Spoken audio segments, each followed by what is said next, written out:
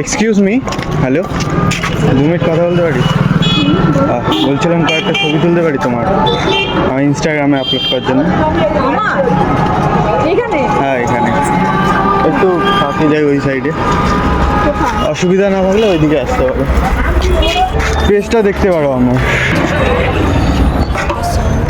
ঠিক আছে, আচ্ছা এই সাইডটায় দাঁড়াও।